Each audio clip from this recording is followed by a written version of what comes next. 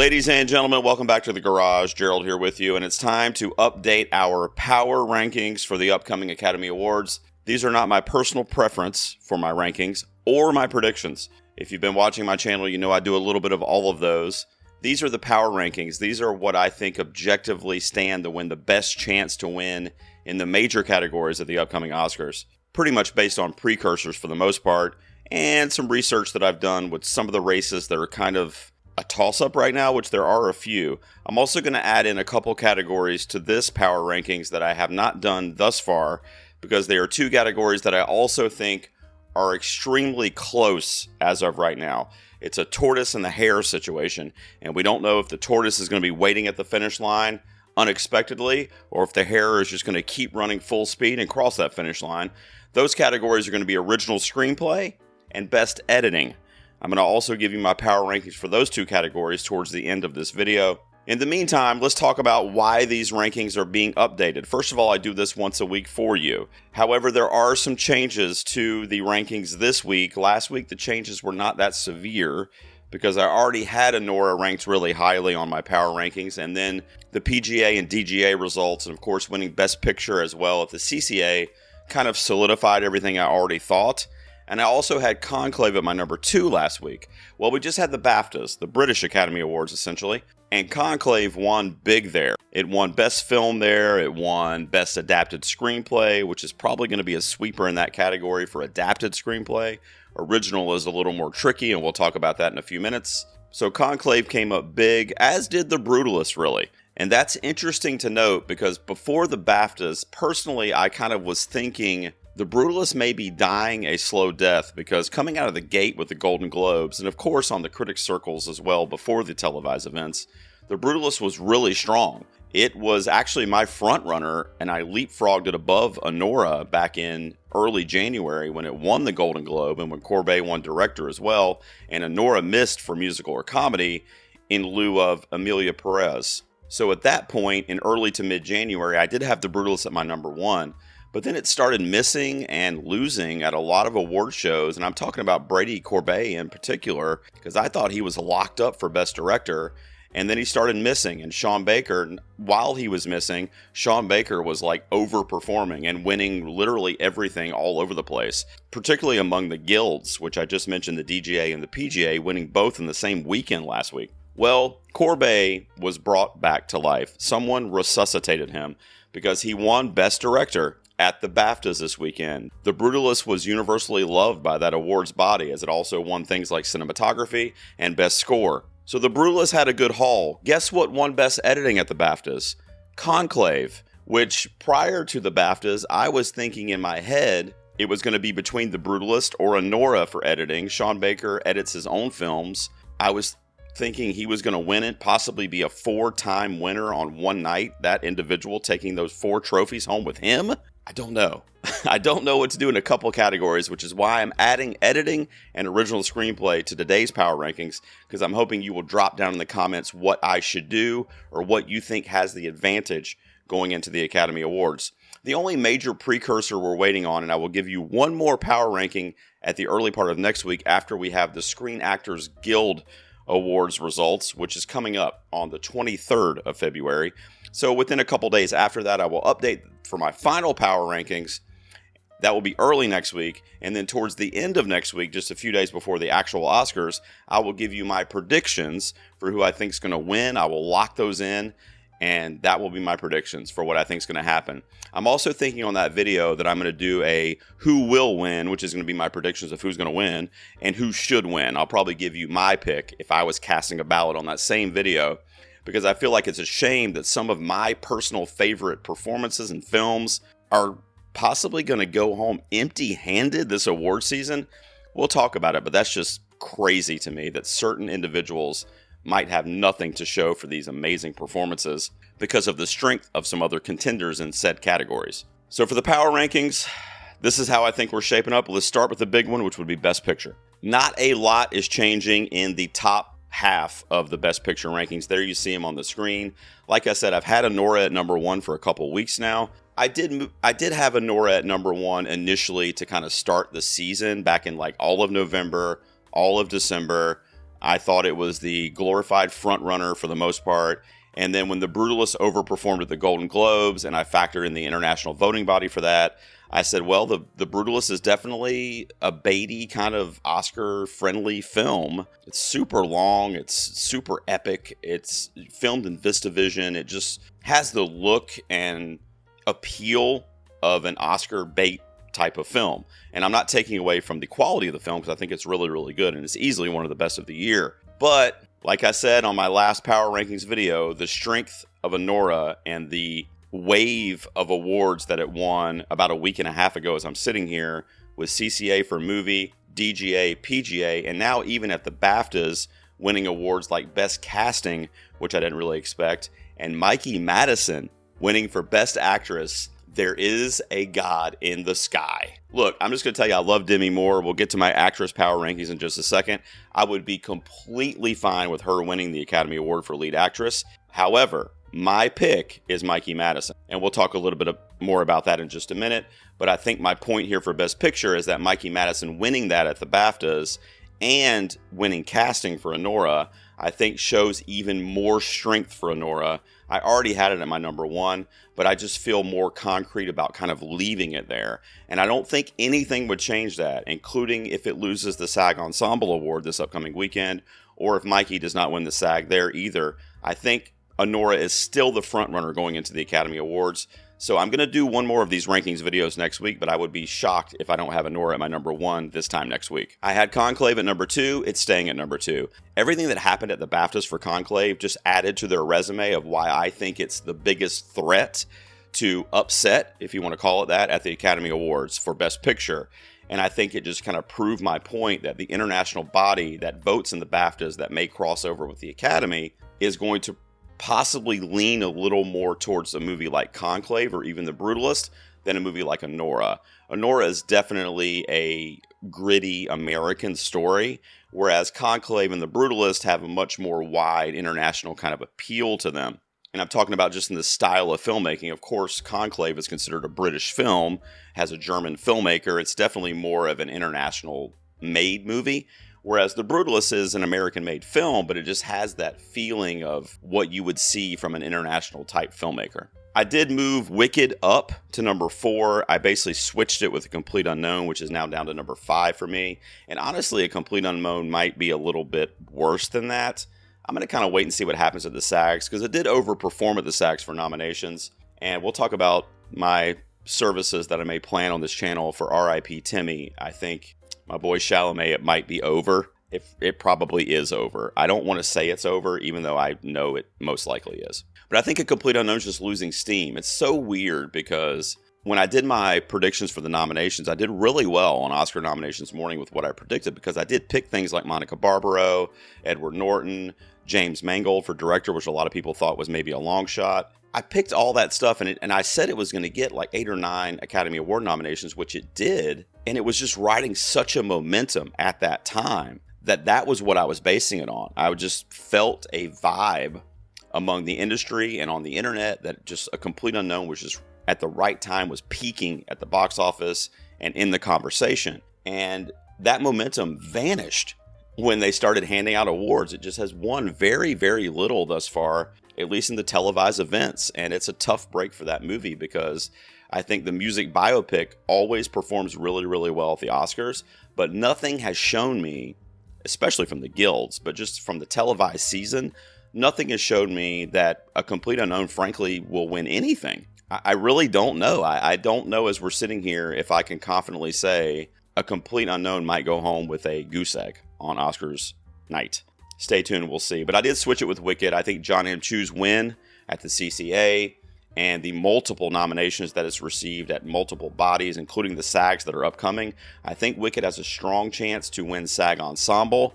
Also, if Ariana Grande is going to win an award, she hasn't, it's going to be at SAGs, although they love narrative. So I wouldn't hang your hat on that, because I think Zoe Saldana's narrative right now of kind of fighting against the Amelia Perez pushback and how she's been really great on the scene, frankly. And it's a great performance in Amelia Perez, despite my fact that I hate the movie. She gives a really good performance. She's frankly the lead in the film, and she's up for supporting, which helps. But then again, you could argue that about Ariana Grande as well. I love both of them. My pick is Ariana, but I just think it's over for her. I think she could win SAG, and I haven't done those predictions yet.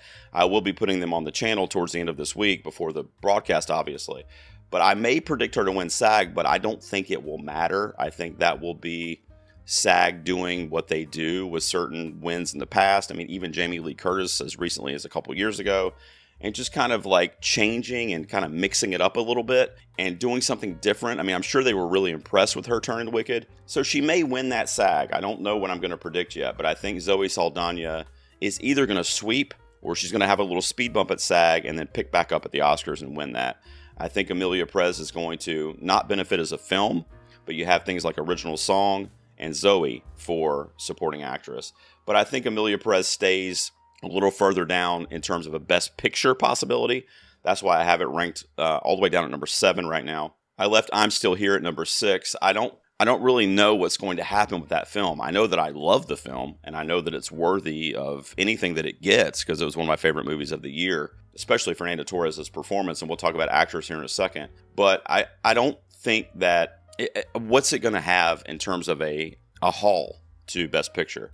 Because if you're going to win Best Picture at the Academy Awards, you have to have the supporting cast, no pun intended, to kind of lift you up and get you there. And right now, I'm Still Here, unfortunately, has only got the Torres nomination, which is amazing, and international feature. So it has those 3 Academy Award nominations, which is huge for that Brazilian film. But I think it stands a chance to win international better than anything. And frankly, I really, really hope it does. I may go out on a limb and predict it to win international, just so I don't have to have a thought in my head that Amelia Perez will win that. We don't know how the Academy members, particularly here in the States, are going to deal with that controversy around Carla Sofia Gasson when they're casting their votes. We just don't know. We could say we know when we look at something like the BAFTAs, but that would be for the international members, right? Because they saw all that. Voting ended, I think, on February 11th. The story broke a couple weeks before that. Not even, like maybe 10 days before that. So they saw all that while voting was open. So it didn't affect them in regards to giving an international feature, which makes me nervous because I'm Still Here was nominated at the BAFTAs also. And it didn't affect them giving Zoe the Supporting Actress Award. I do feel I just have this feeling, I don't know a lot of people in the industry, they're not like telling me this, but I just have this feeling that Zoe for sure is getting like a pass on all the Amelia Perez noise. And I think that's okay, actually. I don't blame her for anything that's been going on. She's not directly involved in it. She shouldn't suffer because of it. And her performance, like I said, is worthy. So I think she's getting a pass, but I don't understand the movie getting a pass. That kind of throws me off a little bit because the titular character of Amelia Perez is the problem in the public eye right now. And everything she's been said, she's been uninvited from the award shows. Netflix has cut off ties with her. They're literally removing her from like marketing materials and posters for the movie. It's just weird that the movie would benefit post scandal. Frankly, I don't agree with it, but I also don't understand it. I've got it at number 7 only because I do think it stands the slightest 0.1%, like 0.001% chance to like piss everybody off. I was going to say surprise everybody, but piss everybody off if it were to win Best Picture. There's still that little glimmer, and the glimmer is there for me because the industry loves it. I mean, they've proven that they love it, and I don't know how it could win in the climate of the scandal, but whether you like it or not, and I don't, there is a sliver of a chance. I think it's extremely minimal, but that's why I have it at number 7. I don't think 8, 9, or 10 can win. I don't think they stand a chance to win. The Substance, Dune Part 2, and Nickel Boys. I love all those films, particularly The Substance as a horror guy. I'm so glad that it's being nominated this year. We'll talk a little bit more about it when we get to original screenplay. Dune Part 2 is going to win some text, but they know Messiah's coming. They know what they awarded for Part 1 in 2021. I don't think it stands a chance as a middle portion to a trilogy, essentially. And then Nickel Boys, with only the 2 nominations, I just don't see enough support across a broad appeal from the Academy to think that Nickel Boys would somehow rise from the ashes to win Best Picture. So I've got it all the way down at number 10, although the WGA for Adapted Screenplay was a big win for Ramel Ross from a guild, but the WGA is also weird because not everybody's eligible, like The Substance wasn't there, for example. So it's a strange process that they have to award the films that they decide to award. Right now, Anora is your Best Picture winner. Conclave is the sneaky kind of in the bushes, ready to attack, surprise alternate. Depending on what happens at the SAGs, I don't think that's changing. If something crazy like Wicked wins Ensemble, which it really, really could, I've got it probably like number 2 at the SAGs next to like Anora right now. If Wicked wins, if Ariana wins, if it gets the stunts, if Cynthia Erivo upsets an actress, I mean, if Wicked like really, really overperforms at SAG, this could get mixed up in that top 2 or 3, because then Wicked is like a real-time player, at least in the acting categories. But right now, I think those top 4 are the only ones that stand a chance. I'm just telling you, that's what I think. Anora, Conclave, The Brutalist, and Wicked. Those are the 4 that have a chance over like 20% chance or more to win Best Picture. Okay, I'm going to throw this up on the screen for you. I spent about an hour today doing a little bit of research when we get into our lead actress discussion. Now, I guess I should spoil for power rankings going forward, because the segments are going to go really quickly. Some of those segments are going to be supporting actress. We've already kind of touched on it a little bit. Supporting actor is going to go fairly quickly, because those, I think, are locked up for the most part. Lead actor is also going to go fairly quickly. I think, even though as much as it saddens me, because Timothy is my absolute favorite, Adrian Brody is like 99% has that locked up. I mean, it would take some crazy shit for him to not win lead actor this year based on what we've seen. And that's even with the SAG results outstanding. However, for lead actress, I want to show you this kind of spreadsheet I made today. I used essentially Google, the Oscars website, ChatGPT a little bit, and I just kind of came up with this spreadsheet. So I thought to myself, Demi Moore has been the perceived frontrunner really since the Golden Globes. And what was interesting is that before the Golden Globes, the frontrunner was essentially Mikey Madison. I don't think that anybody would really refute that. I think before we started seeing these shows on camera, on television, everybody thought Anora and Mikey Madison specifically were running away with it, because, you know, Mikey had won like 30 plus critics groups on the circuit until we got to the Globes. And then when the TV event started hitting, that was when Demi Moore and her speech and her narrative kind of gained a lot of ground on Mikey, until eventually she kind of overtook her a week or 2 after that, when she continued to win at places like Critics' Choice. But we got to BAFTA this past weekend, and Mikey won there, which was huge. An absolute must-win situation. I mean, we're talking about like the NFL playoffs. Like, if you want to make the playoffs, you have to beat the Lions this week to do that.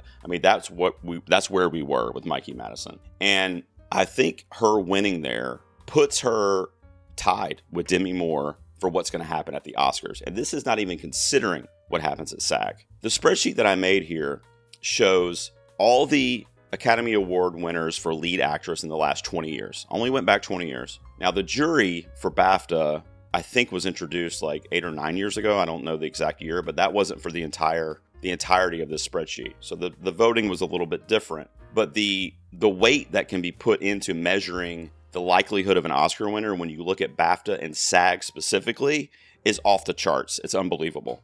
Now, what I have here on the spreadsheet is I have if these actresses won BAFTA, if they won SAG, and if their movie was nominated for Best Picture at the Oscars. The reason I think that's key is because The Substance for Demi Moore and Anora for Mikey are both nominated, right? But I think Anora is not only the Best Picture winner this year, but a clear-cut favorite amongst multiple guilds, WGA, DGA, and PGA, the 3 major guilds. The 4th other major guild is the Screen Actors Guild Awards, which is coming up this weekend. So if Mikey wins there, forget it. She's your Academy Award winner for Best Actress. I mean, it would be like an unprecedented situation if she were to win BAFTA and SAG and not win the Oscar. Actually, I don't know if it's unprecedented. Do I have it on this sheet here? I think it would be unprecedented, though, to have both of those and then go on to the Oscars to lose. So the BAFTAs in the last 20 years, their lead actress winner, which would be Mikey this year, has matched 15 out of 20 times. So they've hit 15 out of the last 20 years. You can see the only times that they did not hit were Hilary Swank all the way back in 2005, Sandra Bullock for The Blind Side, Jennifer Lawrence for Silver Linings Playbook, and Jennifer Lawrence was arguably in a similar spot that Mikey Madison's in right now as far as like age and kind of just starting out in an illustrious career. I mean, of course, they had both done things at that point, but very similar in their career trajectories, I would say. Jessica Chastain and Michelle Yeoh were both recently losers at BAFTA and went on to be Oscar winners for those roles. Those are only 5 times. Now at SAG, which we don't have the results yet, SAG is very similar as well. They hit 14 out of the last 20 years. Emma Stone missed at SAG last year, of course, for Lily Gladstone, which made the race very interesting. Nobody knew what was going to happen there. Frances McDormand missed at SAG for Nomadland, Olivia Colman for The Favorite, and then you have to go all the way back to Meryl Streep in 2012, Kate Winslet for The Reader, and Marion Cotillard for La Vie en Rose. So those 6 missed SAG, but ended up still winning the Oscar for lead actress. So I did this spreadsheet today, and what this told me was nothing. What this told me is, really what it told me is that, this could be the wrong mentality to have, but I think whoever wins SAG this weekend is going to win the Oscar. That's what or at least let me just say that's what I'm probably going to predict. But I will also say that it's still going to be up in the air until they call the name in the envelope. Because they both have something now that would show support in the industry among the guilds. For Mikey, it's that international portion that's going to cross over with the Academy voters from the BAFTAs, right? And then in addition, obviously, all the stuff that she got before the televised circuit with critics groups, etc., and kind of lifting up the popularity of Anora pre-televised season. What Demi Moore has is the Globes and the CCA, okay, which are not guilds, first of all. There are international voters in the Globes, obviously. So that, too, you could say, with Demi Moore's potential ultimate win, would also have some folks coming over there from an international perspective also, just like Mikey has from the BAFTAs. So maybe those cancel each other out, frankly.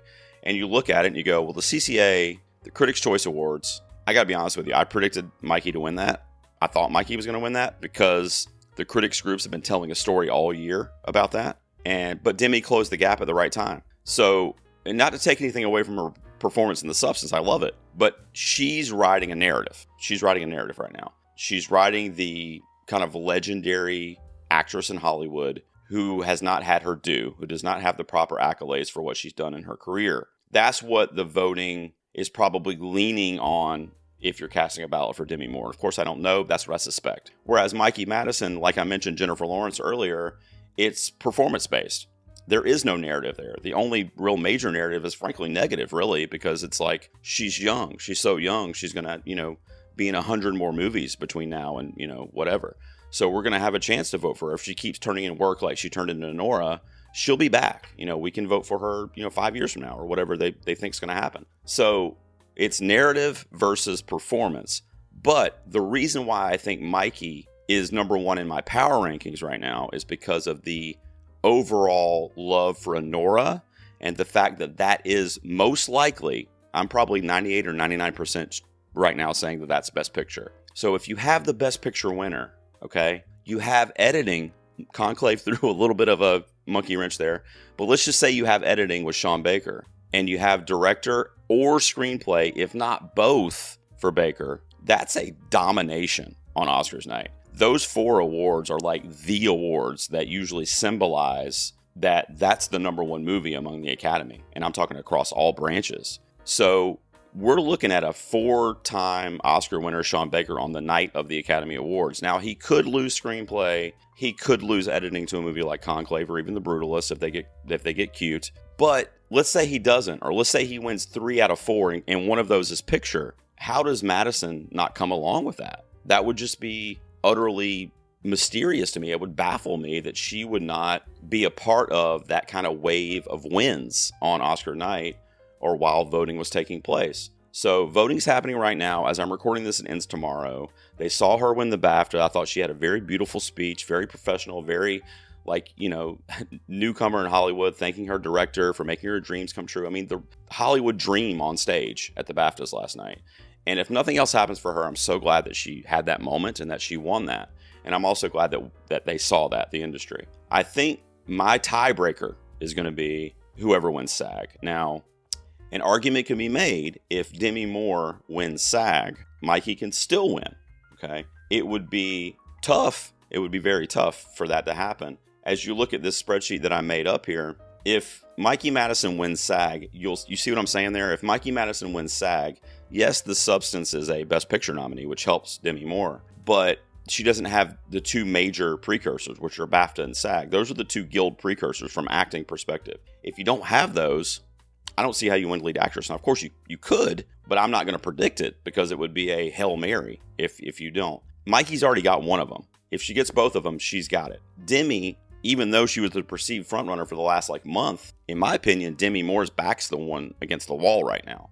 She basically has to win SAG to have a surefire opportunity to win the Oscar for lead actress. I even look as recently to last year with Emma Stone and Lily Gladstone. Emma Stone was the perceived frontrunner the majority of that season, and Lily Gladstone won SAG, and everybody said, whoa, wait a second. This is the acting branch. This is the guild that crosses over the most with the people that are going to be voting on that award at the Oscars. They just gave it to Lily Gladstone. Lily Gladstone had a great narrative as, the first Indigenous person that would win the Academy Award, etc. It was a great thing for that community. So she had a narrative as well. Emma Stone had already won an Oscar very recently, actually, so they knew that too. So that made it a race, right? And you really didn't know. If Demi Moore wins the SAG, that's what we're going to be in for. We're not going to know. But I think, and I'm going to move on to the next category because you see what I got here. I'm leaving Mikey Madison as a result of some of this research I've got here for you.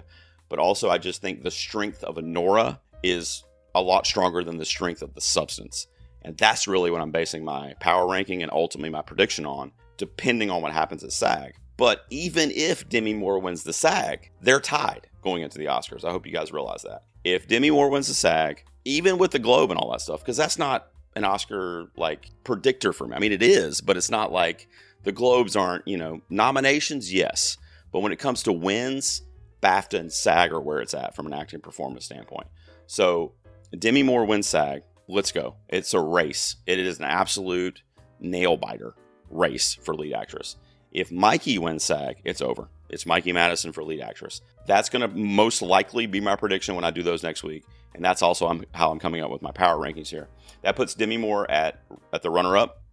Like I said, they're essentially tied, at least until the SAGs. Fernanda Torres, for I'm Still Here. I'm leaving her at third, but this is interesting. Now, the other kind of weird thing that could happen is if Demi does win SAG and you have that kind of race to the finish, Mikey with BAFTA, Demi with SAG, Emma Stone, Lily Gladstone redo, and we're running to the finish line. Fernanda Torres, watch out for her, because if Mikey and Demi split those votes, then that could be trouble for them. And somebody like Fernanda Torres could, or really even Cynthia Erivo. I don't think Gaston stands a chance because of the controversy. But, I mean, really, they could sweep in with a huge upset win, a la Regina King from If Beale Street Could Talk. She won the Supporting Actress Award with no SAG, no BAFTA, no Globe. I mean, she just won on Oscars night because there were votes getting split and because people genuinely loved her performance.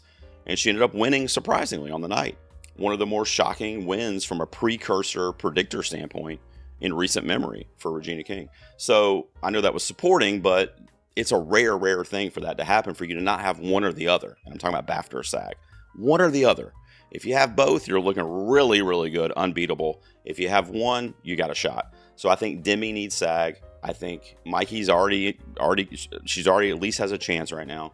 But Fernanda Torres is waiting in the wings. If those two end up battling it out to the death, and those votes, where those votes go, they probably go to Torres. Maybe Erivo gets some of them as well for Wicked, because Wicked was a 10 nominated film. They loved it. But I think I'm Still Here is hype right now, hitting at the right time. People are seeing it.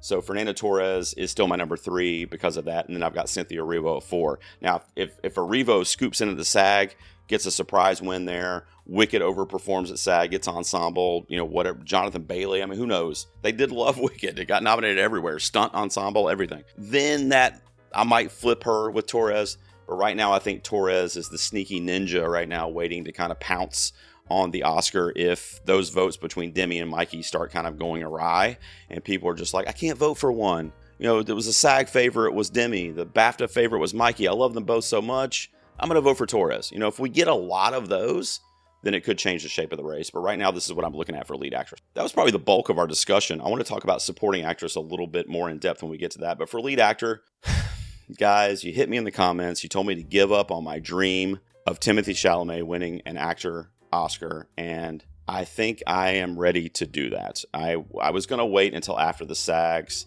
These, of course, are not my predictions. These are just the power rankings. But I think it would be foolish to not put Adrian Brody at number 1 in your power rankings for lead actor. The dude's won everything, including the BAFTAs this past weekend. So That could have easily gone to Ralph Fiennes, Timothée Chalamet, because they did for Austin Butler and Elvis, very similar performances just a couple of years ago. Same voting body, but they didn't give it to Timmy. He stood a good chance because of the Austin Butler comparison and being just so like digestible internationally. Timothée Chalamet, I mean.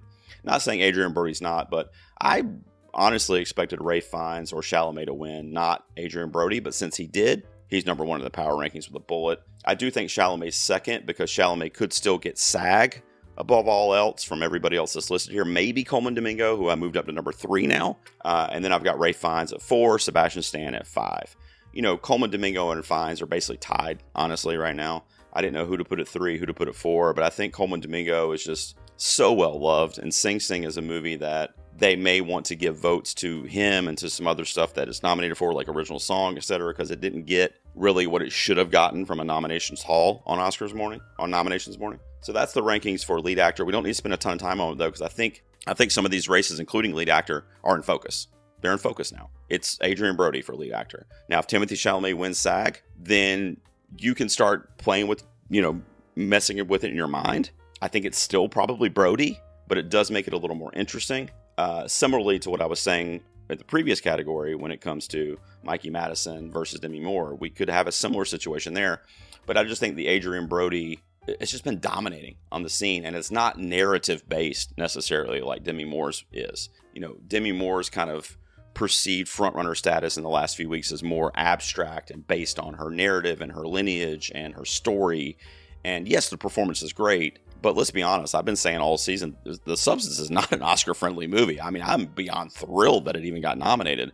And I think it could win some below-the-line categories. But, I mean, I think it's Brody's to win here. So that's how the power rankings are going to stick for lead actor as we speak. Before we do supporting actress, let's look at supporting actor, because this is going to be another quick one. This is locked up. Absolutely locked up. If you don't pick Kieran Culkin, and I don't care what happens at SAGs, if you don't pick Kieran Culkin to win, you're lying to yourself. Now, if he loses, it'll be a shock. I'll be shocked. You'll be shocked. Everybody will be shocked. You can say you won't be, but you will be. He has not been losing, period, ever. And I'm talking about since the critics group started handing out awards back in November, December. The dude has been like unbeatable, unstoppable. It's not my favorite among the group. I've given you those rankings. If you want to check out those videos, I'll put a tag up here for you. And I'm going to do my actual predictions at the end of next week. And I'll tell you who I think should win, who will win. But I'll tell you right now, who will win is Kieran Culkin. There's nobody in this category. I mean, Edward Norton's probably 2, maybe Guy Pearce, but the other 4 are just kind of tied for not first. I mean, that's kind of what we're looking at. I think supporting actor is probably the easiest, runaway category this year. Frankly, it's boring, especially since Culkin's not my favorite among the group. I would much prefer Yuri Borisov or definitely Guy Pearce. Even Jeremy Strong, really. I mean, I wasn't blown away by Edward Norton's performance, but between me and you, I think I actually like that one better than Culkin's. So Culkin would probably be my 4 or 5 among this group, but it doesn't matter. He's going to run away with this. Now, supporting actress, I also did a little research for this one, and the reason I did it is because I'm a psycho and I want Ariana Grande to get something. It's driving me crazy. So I think this is Zoe Saldana. I'm leaving her at number 1 in the power rankings, but what I did when I was researching stuff is, did anybody win just the SAG and go on to win the Oscar? And when I say just the SAG, I mean between SAG and BAFTA. I'm putting more weight into those 2 bodies than the Globes and the Critics' Choice Awards. So when it comes to Wicked and when it comes to Emilia Perez, they're both nominated for Best Picture. Okay, so that cancels each other out. Now, if one of them had the Best Picture nom and the other one didn't, that would be a boost for the one that had the Best Picture nom. But in this case, they both do. Neither one of those are going to win. Actually, Wicked stands the best chance to win, but Emilia Perez was the most nominated film. So essentially, those Best Picture nominations cancel each other out. So then what you're looking at is who has won between the BAFTA and the SAG to predict your winner. If just SAG alone, which would be Ariana's haul if she were to win this upcoming weekend. I don't know what I'm going to predict yet, but let's say she does. I mentioned Regina King earlier. That was actually for supporting actress for If Beale Street Could Talk in 2018. She didn't win either. So that's a rare. That might be actually the only example. I don't have the entire history in front of me, but I know it's extremely rare that would happen. So I don't see that happening for Ariana. I would probably die of a heart attack of happiness if that were to happen, but I don't think that's going to happen in this day and age. So Cate Blanchett, all the way back in 2004, only won the SAG for The Aviator, and she ended up winning the Oscar. And then, of course, the most recent example is Jamie Lee Curtis kind of coming out of nowhere, winning for Everything Everywhere All at Once at the SAGs, and that went to her for the Oscar as well. And that was a last second, like, she won literally the last week. Everybody was like, oh, it's going to be Jamie Lee Curtis. And then it was. So Ariana Grande would have to take that Jamie Lee Curtis path. Now, Everything Everywhere All at Once, to use that example from 2023, was the most loved film of that year, right? It won a ton of texts. It won director. It won picture. Michelle Yeoh won. Ke Huy Quan. I mean, it was like everywhere, okay? And it was winning, too. It wasn't just nominated. It was winning multiple Academy Awards that night. So Jamie Lee Curtis came along with that, right? I don't think Wicked is going to be to that level. Now, it's going to win production design. It's going to win costumes. But it's nominated for 10, and it might win, 3 or 4 maybe, Tex?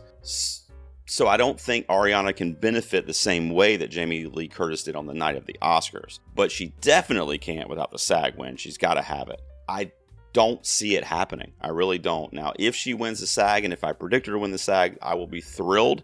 But I don't think it'll be enough to push her to the Oscar even with the SAG. I think Zoe Saldana is coasting to the Academy Award because, frankly, I also don't think that the Academy and any of the other bodies that we've seen thus far post-controversy are holding it against Zoe. And I'm not saying they should. So she's not getting that downhill kind of hate for Amelia Perez. So I think she's going to be a victory for that movie on the night of. It's probably going to win Best Original Song. I have it winning that right now. And then I think that's it. 2 awards on Oscars night.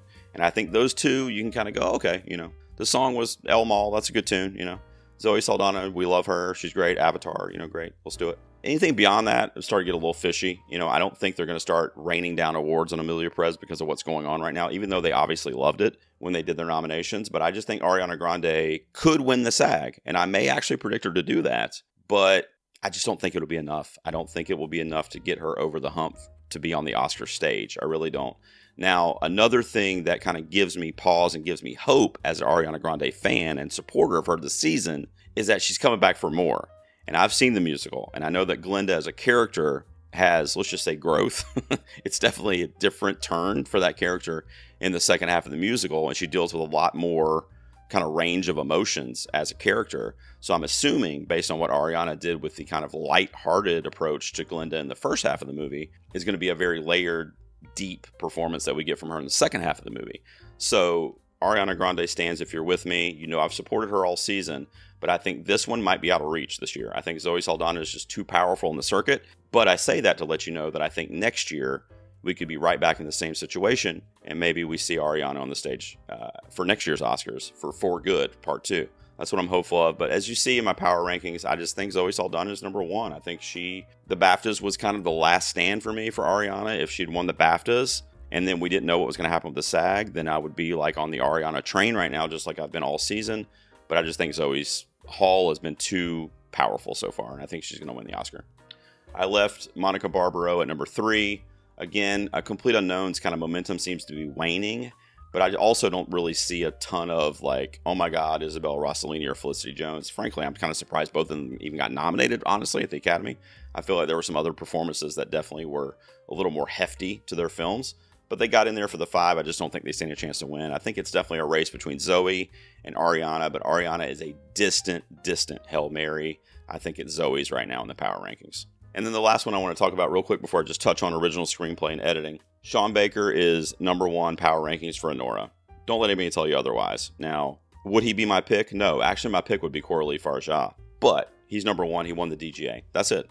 He won the DGA. That right there would be enough for me to probably be putting him at number 1 right now. But they also won the PGA. They also won the BAFTA for casting, and Madison came along with that. People in the industry love Anora. They just do. And I mentioned going all the way back to when it was the early frontrunner, and it was the Cannes Palme d'Or winner, which is also a big deal, by the way. And that usually translates over really well at the Oscars, too. I think it's Sean Baker's. Now, I do think his competition is Brady Corbet. Brady Corbet just won the BAFTAs. He's going to have that international vote, but that doesn't surprise me because, like I said earlier, I can't remember what I was talking about, but The Brutalist is much more international friendly. It's much more like it just plays like that to that crowd. Anora's a American story about a stripper, sex worker in like Jersey. I mean, it's not an international appeal to the story. Now you have the Russian aspect and going to Vegas and that kind of thing in the movie too. So it does have a little bit of appeal to that audience, I'm sure, and they loved it too. They've been nominating it, but I think it made sense to me, in other words, that The Brutalist would have a better haul internationally than a movie like Anora. But then when you get over here to the guilds and you get to the States, I mean, Anora's sweeping up. I think Baker wins director. I'm not as confident with screenplay. We're going to talk about that one next. But I've got him at number 1. Brady Corbet's right on his heels. We don't really have any other precursors for director, really, with the exception of the ensemble win at SAG, which could be further strength for Anora, because right now I think that's between Anora and Wicked, and The Brutalist didn't even get nominated there for ensemble. So I think Brody was the sole nomination at SAGs for Brutalist, so it's not going to have any more kind of strength added to its arsenal before Oscars. I think it's Baker's. I've got Farja, Mangold, and Ayudard. I don't know how to pronounce that. I don't want to. I'm not a fan of that movie at all. But that's my 3, 4, and 5 for director. I think it's between Baker and Corbet. Right now I've got Baker as number 1 in the power rankings. All right, so I want to touch on and give you my initial power rankings. I haven't done these on previous videos in the last month or so for original screenplay and for editing, because I feel like those are 2 categories that are really, really competitive right now, really up in the air. So as I've been saying on this video, the strength of Anora is hard to ignore. It won WGA. It won other major awards like the PGA and DGA as well. But when you're looking at just writing, it really has the WGA pull. And then CCA, the Critics' Choice Awards for the screenplay, went to Coralie Farja for The Substance, which I thought was amazing. And I actually had The Substance screenplay at number 1 for about a week. And then I started thinking to myself, well, that's the critics. They probably love The Substance. I mean, I know I did. But is the Academy going to respond to The Substance the way that the critics would, or the Globes even? I don't think so. I think they're going to respond to more is a movie like Anora, or you've got the husband and wife duo writing The Brutalist in Corbet and Fastfold. And then Jesse Eisenberg won the BAFTA for screenplay. Now, that was my alternate pick when I did my predictions for the BAFTAs. I thought it was a possibility because I love that.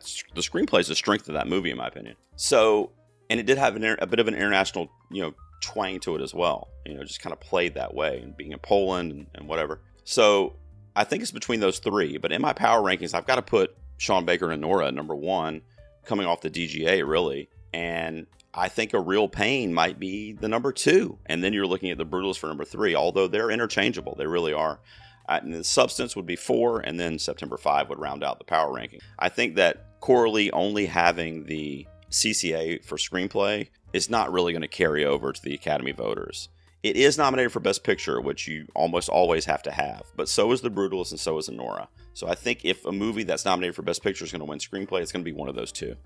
And I think if Anora wins screenplay and it has director for Baker, then it's your Best Picture. I don't think it matters what else it wins or doesn't win. There's going to be some competition there, but it's mostly in the form of The Brutalist and occasionally Conclave. But I don't think The Substance is really ever heads-up competition for Anora. I just don't. So right now I do have it winning original screenplay, but I could see The Brutalist or A Real Pain kind of sneaking in there. And, these are not my predictions. These are my power rankings as we're sitting here right now. Right now, I think Sean Baker's Anora is the strongest possibility to win original screenplay. And another one that I always bring along with that Best Picture win, or at least I factor it into my predictions and watching the Oscars on the night of, is film editing. It always kind of correlates with the Best Picture winner. And usually, if the body's voting for it for editing, certainly in the nominations, but even for picture, it at least improves its chances. I mean, that's fair to say. So that could also be Anora, but Nick Emerson for Conclave won at the BAFTAs, which that's interesting. That's very, very interesting what to do with that category. I think that the only thing that's kind of preventing me from putting Sean Baker at number 1 for my power rankings for this, or was preventing me from doing it, is because I would have him predicted number 1 in the 4 major categories: picture, director, editing, and screenplay. And I would have him winning all of those. And it could happen, obviously, especially if it's a huge night for Anora, like an Oppenheimer type night. But in my head, I'm like, would that really, I'm trying to see if I can see that playing out at the Oscar. And I just feel like they're going to want to award a film like Conclave or like The Brutalist in one of these types of categories. And it's not going to cross over to Best Picture necessarily, but it's going to be a huge win for that production. Right now, I'm giving it to Sean Baker, but when I make my predictions, which will be a little bit different than power rankings, I'm trying to be consensus with power rankings, and we don't have the Ace Eddie Awards to fall back on, which kind of drives me crazy. They're actually happening after the Oscars this year, which is weird. But if we had the Ace Eddie and one of these films had that would honestly probably be who I would have at number 1, and that could be Anora too, of course. I mean, we'll have to wait and see. I think they're like the week after the Oscars this year. So I'm going to leave Sean Baker and Anora for film editing. I'm going to put Conclave at 2. on the strength of the BAFTAs and the international body there. The Brutalist at 3, and then Wicked and Amelia Perez, the 2 musicals, 4 and 5. I think it's between those top 3. I see a world where Baker loses editing and gets the other 3, and then his Best Picture. Or frankly, he could lose editing and screenplay, get director picture, or he could lose director to Corbet and get screenplay picture. I don't see him losing all 3 and only getting 1, which I think it's pretty clear Nora's getting Best Picture, or it should based on the precursors. But I don't see him winning losing all the other 3. He's going to win something else to go with picture. And I think, like I said earlier, Mikey Madison could come along with that stuff too. So it could get all of them. It could get all 4 and Mikey Madison. That could happen, and I would be thrilled by that. I don't know yet if I'm going to predict that. But in my power rankings for film editing, I'm going to put Nora at the top spot currently. Let me know what you think. All right, guys, that was my updated power rankings. I got all kinds of stuff coming up on the channel this week. I do my own movie awards, by the way, as if the Oscars talk wasn't enough. It's called The Golden Peas, and those are going to be on this channel Wednesday night at 9:30 p.m. Eastern. You can chat with us. You can react to the winners in real time. I've got people presenting the awards from the critic and podcast community. Make sure you tune in for those.